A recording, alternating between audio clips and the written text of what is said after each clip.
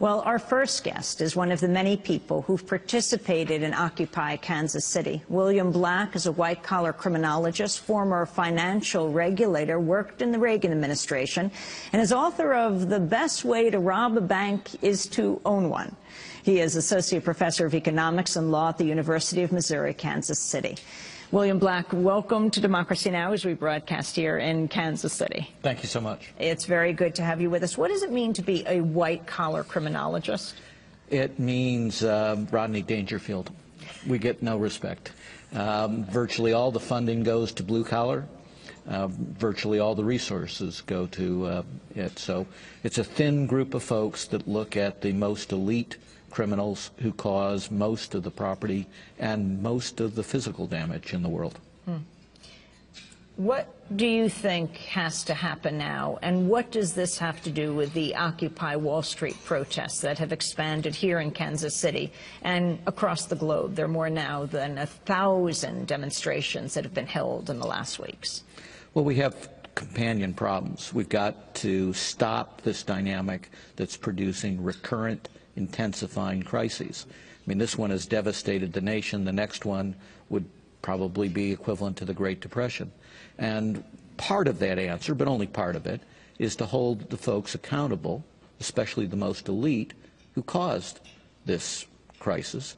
And they did it through fraud, and they did it through fraud in what we call the C-suites, the CEOs, the COOs, so the absolute top. What do you mean by fraud? I mean, just what we say in the law. Fraud is when you use deceit to steal something from someone. And so the essence of fraud is I get you to trust me, and then I betray that trust for gain. And as a result, there's no more effective acid against destroying trust than fraud, particularly at the elite levels. And when you destroy trust, you destroy economies, families, democracies. Now, you worked in the Reagan administration. Explain the trajectory of how we have fallen so far. Where do you feel it began?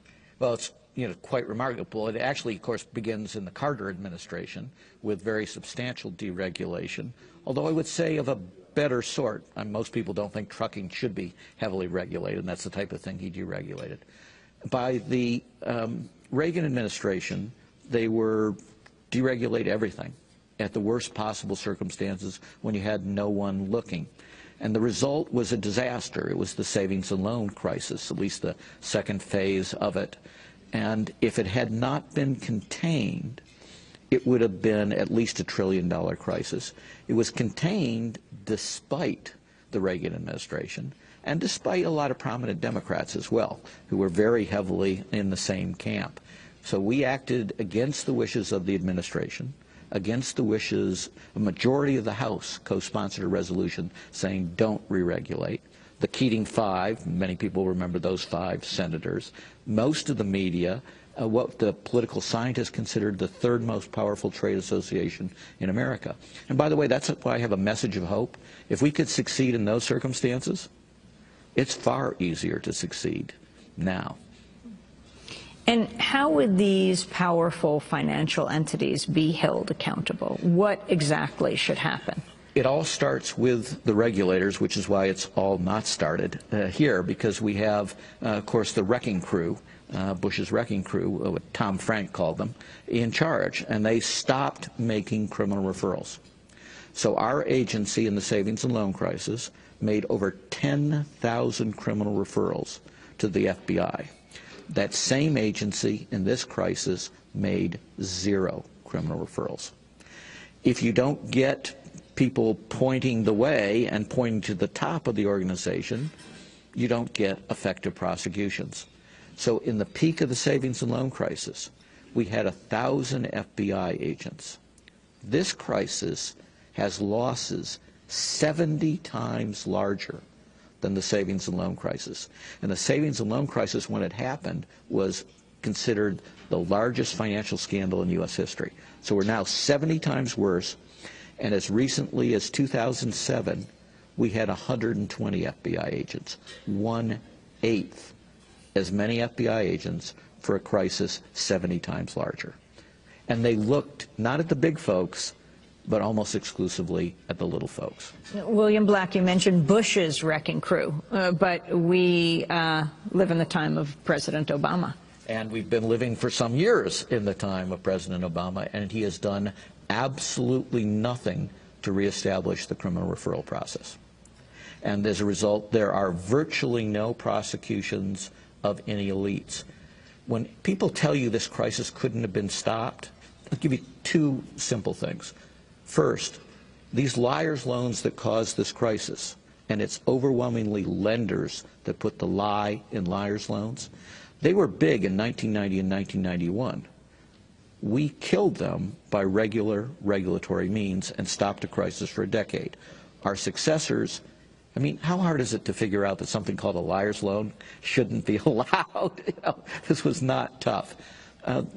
The second thing is the FBI warned in open testimony in the House of Representatives, picked up by the national media in September 2004, that there was an epidemic of mortgage fraud and predicted it would cause a financial crisis, their exact words. And the regulators did nothing, because you had the Alan Greenspans of the world and the Harvey Pitts of the world who were selected because they were the leading opponents of effective regulation in America. Well, you know, you create a self-fulfilling prophecy of regulatory failure, and then they turn around and say, well, you can't trust the government, it fails. Talk about the message of Occupy Wall Street. In the corporate media and the mainstream media, there's a lot of questioning, not so much of the people themselves, because they don't usually have them into their studios, but a lot of questioning along the lines of, what do these people want? There's no clear message. Well, first, of course, I don't speak for that movement, and indeed, they don't have official spokespersons with clear plans. So that part is true.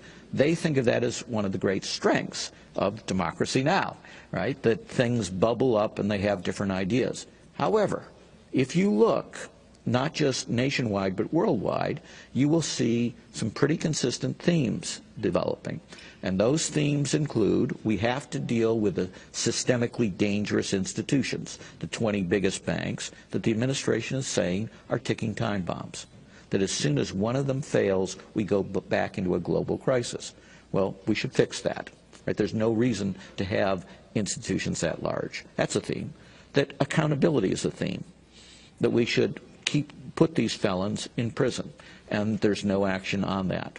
That we should get jobs now, and that we should deal with the foreclosure crisis. So those are four very common themes